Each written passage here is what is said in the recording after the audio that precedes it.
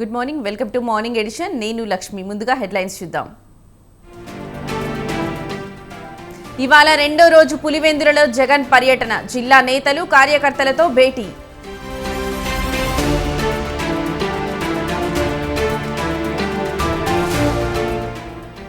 ఏపీలో ఇద్దరు కాంగ్రెస్ నేతలకు షోకాజ్ నోటీసులు. షర్మిలపై ఆరోపణలతో పీసీసీ చర్యలు.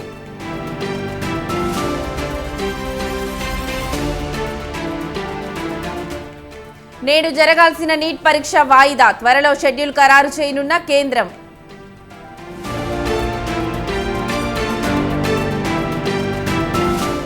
తిరుమలలో భక్తుల రద్దీ. కంపార్ట్మెంట్లు ఫుల్. శిలాతోరణం వరకు queue line.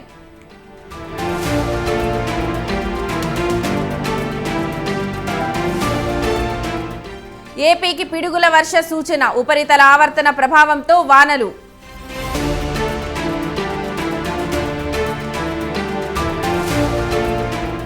T20 super 8లో Bangladesh పై భారత్ విజయం. 50 పరుగుల తేడాతో గెలుపు.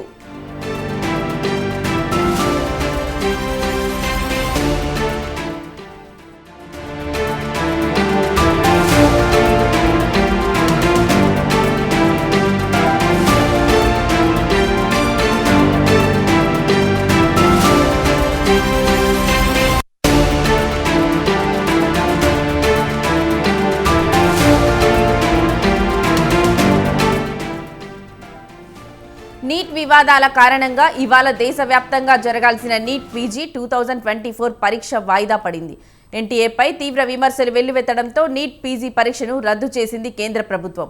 త్వరలో కొత్త తేదీని ప్రకటిస్తామని తెలిపింది. ఈ వ్యవహారంపై రంగంలోకి దిగిన సిబిఐ అధికారుల దర్యాప్తు కొనసాగిస్తున్నారు. మరోవైపు నీట్ నిర్వహణలో అక్రమాలు జరిగాయన్న ఆరోపణలతో ఎన్టీఏ డీజీ సుబోధ్ కుమార్ పై వేటు పడింది. అతని స్థానంలో ఎన్టీఏ డీజీగా రిటైర్డ్ ఐఏఎస్ ప్రదీప్ కు అదనపు బాధ్యతలు అప్పగించింది.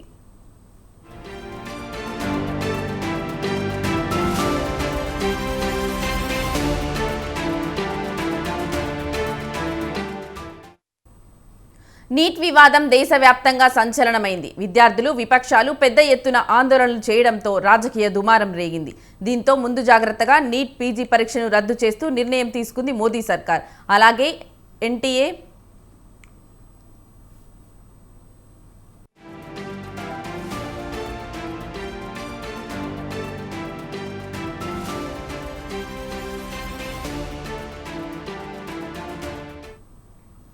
నీట్ వివాదాల కారణంగా ఇవాళ దేశవ్యాప్తంగా జరగాల్సిన నీట్ పీజీ 2024 పరీక్ష వాయిదా పడింది. ఎన్టీఏపై తీవ్ర విమర్శలు వెల్లువెత్తడంతో నీట్ పీజీ పరీక్షను రద్దు చేసింది కేంద్ర ప్రభుత్వం. త్వరలో కొత్త తేదీని ప్రకటిస్తామని తెలిపింది. ఈ వ్యవహారంపై రంగంలోకి దిగిన సిబిఐ అధికారుల దర్యాప్తు కొనసాగిస్తున్నారు. మరోవైపు నీట్ నిర్వహణలో అక్రమాలు జరిగాయన్న ఆరోపణలతో ఎన్టీఏ డీజీ సుబోధ్ కుమార్ పై వేటు పడింది. అతని స్థానంలో ఎన్టీఏ డీజీగా రిటైర్డ్ ఐఏఎస్ ప్రదీప్ కు అదనపు బాధ్యతలు అప్పగించింది.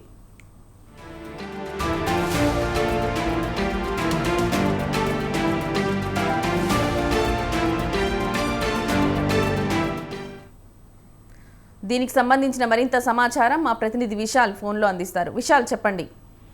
రైట్ లక్ష్మి, దేశవ్యాప్తంగా జాతీయ స్థాయిలో జరిగే నీట్, అదేవిధంగా యూజీసీ నెట్ లాంటి పరీక్షలపై పేపర్ లీక్ అనే వివాదం తలెత్తడంతో దేశవ్యాప్తంగా ఆందోళనలు ఇప్పటికీ కూడా కొనసాగుతున్నాయి. ఇదే క్రమంలో అటు విద్యార్థులకు భరోసా కల్పించే విధంగా కేంద్ర విద్యాశాఖ కొన్ని సమూల మార్పులు తీసుకొస్తున్నాయి. ఇప్పటికే పేపర్ లీక్ అంశానికి సంబంధించి నిన్న సిబిఐకి ఆ కేసుని ట్రాన్స్ఫర్ చేసింది. ఇక ఎన్టీఏ నేషనల్ టెస్టింగ్ ఏజెన్సీ దాదాపు 1 కోటి మంది పైగా ప్రతి ఏడాది నేషనల్ టెస్టింగ్ ఏజెన్సీ పరీక్షలు నిర్వహిస్తుంది, అన్ని పోటీ పరీక్షలు అనేటివి.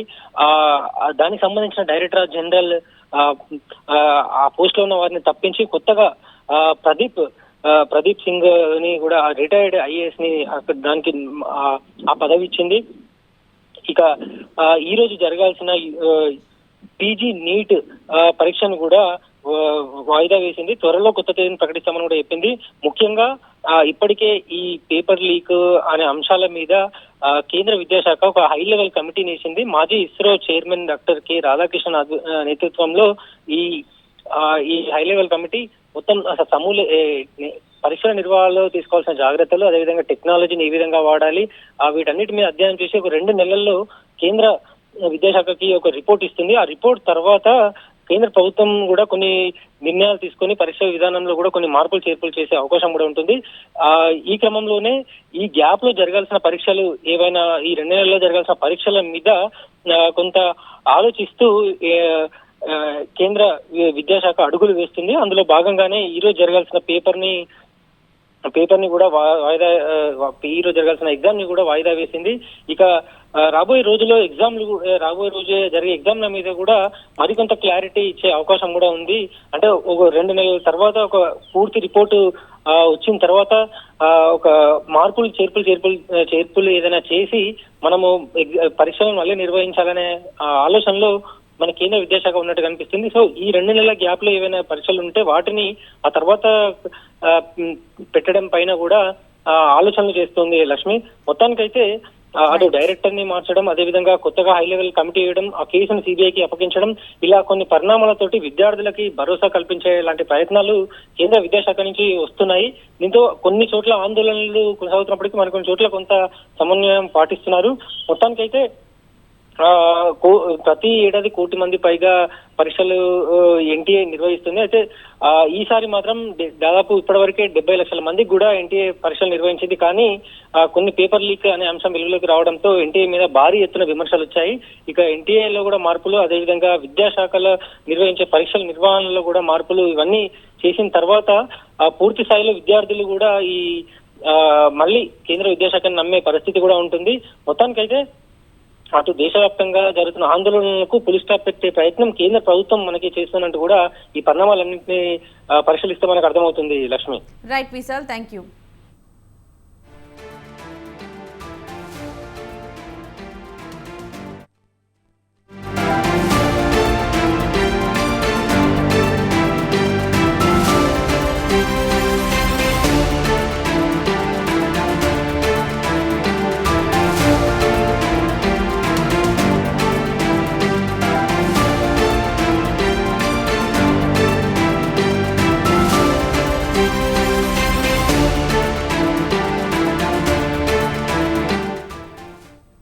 రేపటి నుంచి పార్లమెంట్ సమావేశాలు ప్రారంభం కానున్నాయి. జూలై 3 వరకు ఈ సమావేశాలు కొనసాగనున్నాయి.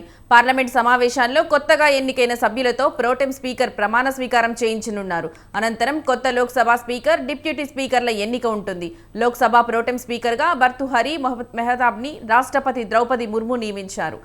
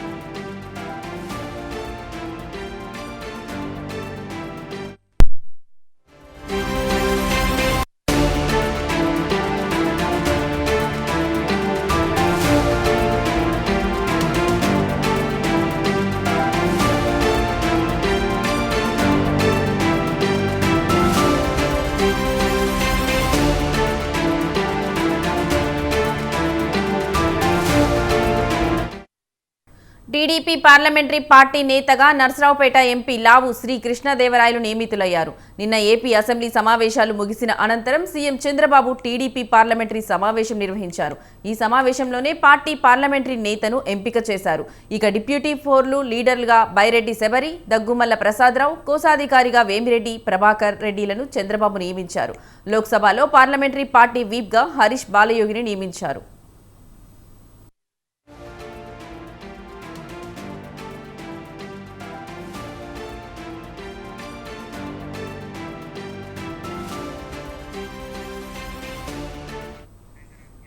2019 ఎన్నికల్లో వైసీపీ తరపున నర్సరావుపేట ఎంపీగా గెలిచిన లావు శ్రీ కృష్ణదేవరాయలు 2024 ఎన్నికల ముందు టీడీపీలో చేరారు.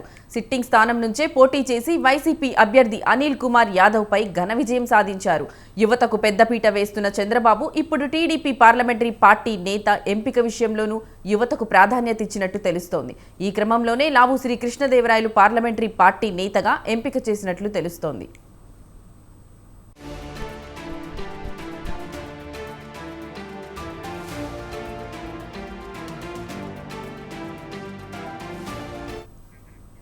రాష్ట్రానికి ఎక్కువ నిధులు రాబట్టడం ప్రథమ ప్రాధాన్యంగా టీడీపీ ఎంపీలు పనిచేయాలని చంద్రబాబు వారికి సూచించారు.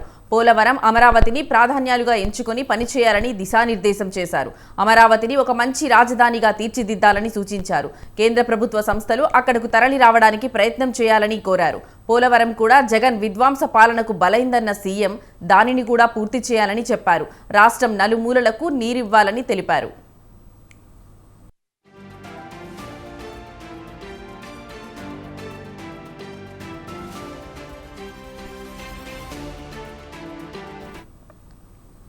ఏపీలో మొత్తం 25 ఎంపీ స్థానాలు ఉండగా ఇటీవల జరిగిన ఎన్నికల్లో టీడీపీ 16 స్థానాలు గెలుచుకుంది. ఎన్డీఏతో పొత్తు నేపథ్యంలో 2 టీడీపీ ఎంపీలు కేంద్ర కేబినెట్లో చోటు సంపాదించారు.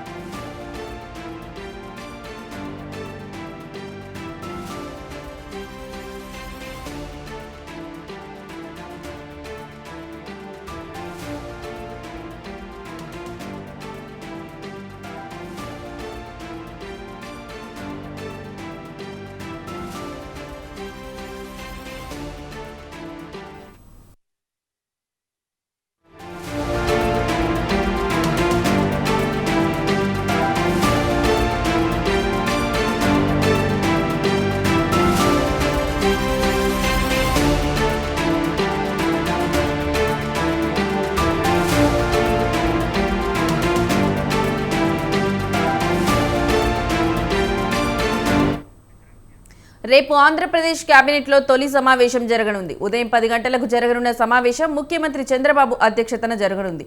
మంత్రులుగా ప్రమాణం చేసిన తరువాత 15 రోజుల తర్వాత మంత్రివర్గ సమావేశం జరగనుంది. ఈ సమావేశంలో పలు కీలక నిర్ణయాలు తీసుకోనున్నారు.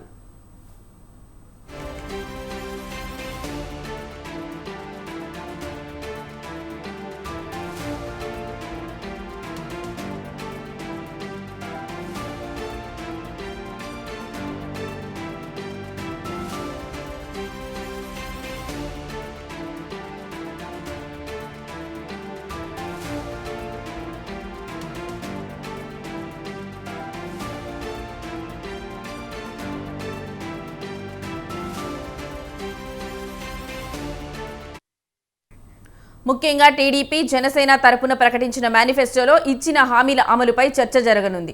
6 గ్యారంటీలు, పోలవరం, అమరావతి రాజధాని నిర్మాణాలు, ప్రధాన శాఖలపై శ్వేతపత్రం విడుదల తదితర అంశాలపై మంత్రివర్గ భేటీలో నిర్ణయం తీసుకోనున్నారు. మొత్తం 8 శాఖలపై శ్వేతపత్రాల విడుదలపై కేబినెట్లో నిర్ణయం తీసుకునే అవకాశం ఉంది.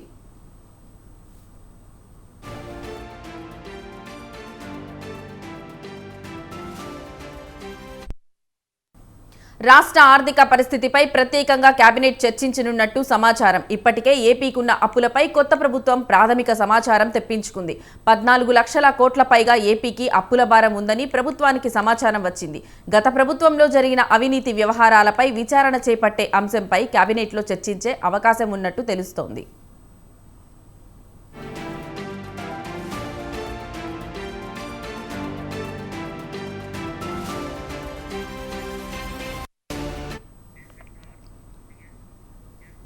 తెలంగాణలోని పలు జిల్లాల్లో ఇవాళ రేపు ఓ మోస్తారు వర్షాలు కురిసే అవకాశం ఉందని వాతావరణ శాఖ తెలిపింది. నిన్న రాష్ట్రంలోని పలు జిల్లాల్లో వర్షం కురిసింది. ఆదిలాబాద్ జిల్లా ఉట్నూరు మండలం 13.1 సెంటీమీటర్ల భారీ వర్షపాతం నమోదైంది. నల్గొండ జిల్లా మునుగోడు మండలం గూడాపూర్లో 4.7, నారాయణపేట జిల్లా కోస్గి మండలంలో 4.4, సూర్యాపేట జిల్లా నాగారం మండలం ఫణిగిరిలో 4.2 సెంటీమీటర్ల వర్షపాతం కురిసింది. కుమురం భీం, ఆసిఫాబాద్, మంచిర్యాల, ఖమ్మం, రంగారెడ్డి జిల్లాల్లోనూ పలు చోట్ల ఓ మోస్తారు వర్షాలు కురిశాయి.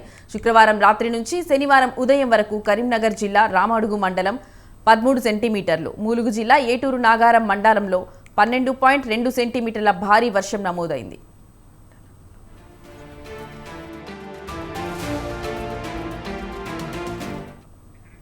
తురువు మధ్య బంగాళాఖాతం మీదుగా ఆవర్తనంతో ఏపీలో పలుచోట్ల పిడుగులతో కూడిన వర్షాలు కురిసే అవకాశం ఉందని తెలిపింది వాతావరణ శాఖ. పార్వతీపురం, మాన్యం, అల్లూరు సీతారామరాజు, అనకాపల్లి, కాకినాడ, కోనసీమ, తూర్పుగోదావరి, పశ్చిమ గోదావరి, ఏలూరు, కృష్ణా, గుంటూరు, పల్నాడు, ప్రకాశం, నంద్యాల, అనంతపురం, శ్రీ సత్యసాయి, చిత్తూరు, తిరుపతి జిల్లాల్లో తేలికపాటి నుంచి మోస్తారు వర్షాలు కురిసే ఛాన్స్ ఉందని వెల్లడించింది. ఉరుములతో కూడిన వర్షం పడేటప్పుడు ప్రజలు అప్రమత్తంగా ఉండాలని ఏపీ విపత్తుల నిర్వహణ సంస్థ ఎండీ రోనంకి ఖుర్మనా సూచించారు. పొలాల్లో పనిచేసే రైతులు, వ్యవసాయ కూలీలు, పశువుల కాపరులు చెట్లు, పోల్స్, టవర్స్ కింద బహిరంగ ప్రదేశాల్లో ఉండరాదని సూచించారు.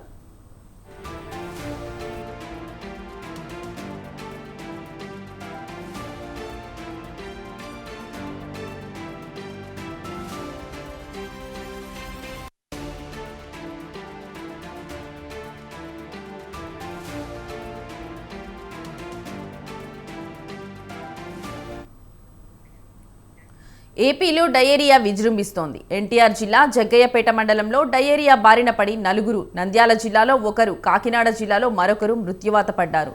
3 జిల్లాల్లోనూ 85 మందికి పైగా బాధితులు వివిధ ఆసుపత్రులలో చికిత్స పొందుతున్నారు.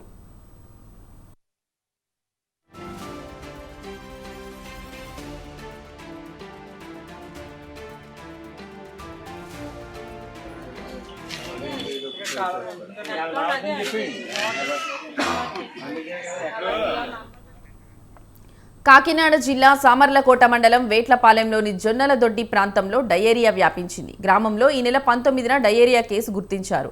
అధికారులు వెంటనే తగిన చర్యలు తీసుకోకపోవడంతో బాధితుల సంఖ్య 36కు పెరిగింది. 6గురిని కాకినాడ ప్రభుత్వాసుపత్రికి తరలించారు. జొన్నలదొడ్డి, వేట్లపాలెం పీహెచ్సీలలో వైద్య శిబిరాలు ఏర్పాటు చేశారు.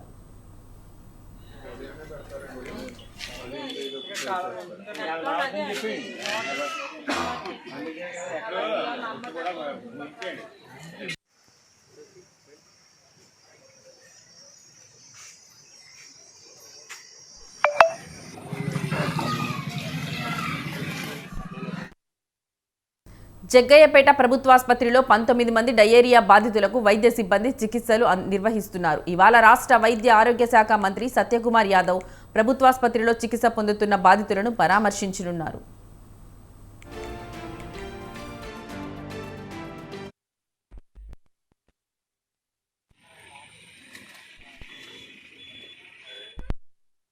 నంద్యాల జిల్లా జూపాడు బంగ్లా మండలం పోతులపాడు శివారు చాబోలులో శుక్రవారం 30 మంది వాంతులు, విరేచనాలతో తీవ్ర అనారోగ్యానికి గురయ్యారు. వారిలో కొంతమంది నందికొట్కూరు, కర్నూలు ఆసుపత్రిలో చికిత్స పొందుతున్నారు. శనివారం మరో 4 వాంతులు, విరేచనాలతో నీరసించిపోయారు.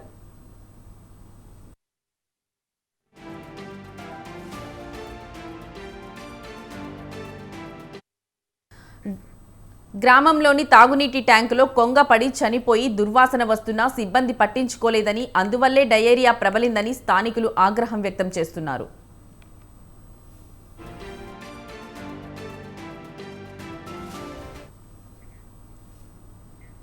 తెలంగాణ సంస్కృతి సాంప్రదాయాలను ప్రతిబింబించేలా ఆషాఢ బోనాలు ఉత్సవాలు సాగాలని మంత్రి సురేఖ దేవాదాయ శాఖ అధికారులకు సూచించారు.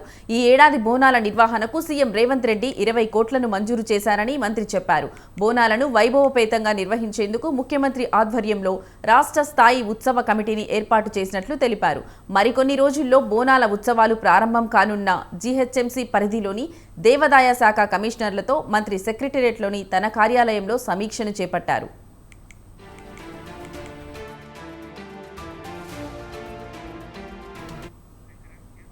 హైదరాబాద్, సికింద్రాబాద్, రంగారెడ్డి, మేడ్చల్, మల్కాజ్గిరిలోని ప్రధాన దేవాలయాలతో పాటు ఇతర దేవాలయాల్లో బోనాల నిర్వహణకు ప్రభుత్వం 20 కోట్ల రూపాయలు మంజూరు చేశారని మంత్రి చెప్పారు. దేవాలయాల అలంకరణ, పట్టు వస్త్రాలు కొనుగోలు, బోనాల సమాచారాన్ని తెలిపే పుస్తకాల ముద్రణ, అంబారీ నిమిత్తం ఏనుగుల సేవల వినియోగం, విద్యుత్, సాంస్కృతిక సమాచార ప్రజల సంబంధాల శాఖ ప్రచారం తదితర ఖర్చుల కోసం ఈ మొత్తాన్ని వినియోగించనున్నట్లు మంత్రి తెలిపారు.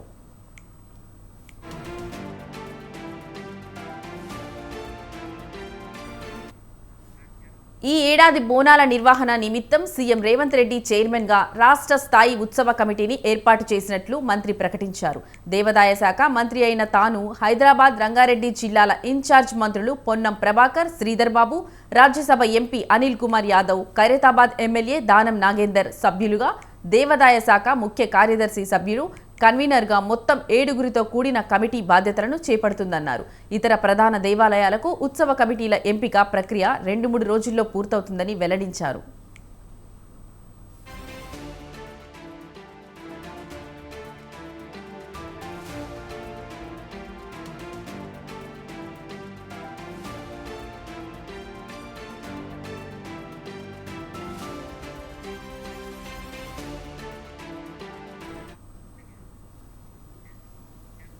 రంగారెడ్డి జిల్లా చిన్నషాపూర్ గ్రామ పరిధిలో సహస్ర చండీ యాగం 5 రోజుల పాటు అంగరంగ వైభవంగా జరగనుంది.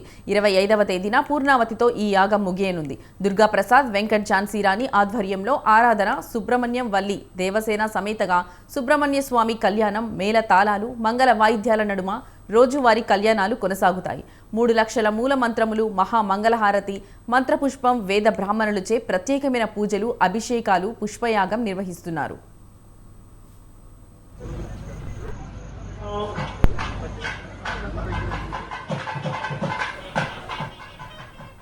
చండీ యాగం అత్యంత వైభవంగా జరుగుతుందని కేఎల్ఎం కళామందిర్ కళ్యాణ్ చెప్పారు. ఉదయం హోమంతో మొదలై సాయంత్రం కళ్యాణంతో ముగుస్తుందన్నారు. నిన్న గణపతి కళ్యాణం, సుబ్రహ్మణ్య స్వామి కళ్యాణం, నారాయణ కళ్యాణం జరిగిందన్నారు. శివపార్వతుల కళ్యాణం ఇలా 5 రోజుల పాటు డైలీ ఒక కళ్యాణంతో నిర్వహించడం జరుగుతుందని తెలిపారు. ఈ యుగానికి వివిధ ప్రాంతాల నుంచి భక్తులు భారీగా పాల్గొంటారని చెప్పారు. జూన్ 25 వరకు ఈ సహస్ర చండీ యాగం జరుగుతుంది. పొద్దున్నే హోమం, సాయంత్రాలు కళ్యాణాలు జరుగుతున్నాయి. సుబ్రహ్మణ్య స్వామి కళ్యాణం, నారాయణ కళ్యాణం, శివపార్వతుల కళ్యాణం, ఇలా 5 రోజులు 5 కళ్యాణాలు పొద్దున్నే సహస్ర చండీ యాగం జరుగుతుంది. ప్రపంచంలో ఎన్ని మంత్రాలు ఉన్నాయో ప్రతి ఒక్క మంత్రానికి ఇక్కడ ఆహుతి అనే దాన్ని ఇవ్వడం జరుగుతూ వస్తుంది. ఇది చాలా విశేషమైనది. సర్వాబాధా వినిర్ముక్తో ధనధాన్య సంబంధిత మనుష్యో. తిరుమలలో భక్తుల రద్దీ కొనసాగుతోంది. శ్రీవారి సర్వదర్శనానికి 24 గంటల సమయం పడుతుంది. వైకుంఠం క్యూ కాంప్లెక్స్లోని కంపార్ట్మెంట్లన్నీ నిండిపోయి నారాయణగిరి షెడ్ల వరకు అన్ని కంపార్ట్మెంట్లు నిండిపోయాయి. స్వామివారిని నిన్న 74,467 మంది భక్తులు దర్శించుకున్నారు. వేసవి సెలవులు ముగిసి విద్యాసంస్థలు ప్రారంభం కానున్న తరుణంలో తిరుమలకు భారీ సంఖ్యలో భక్తులు వస్తున్నారు.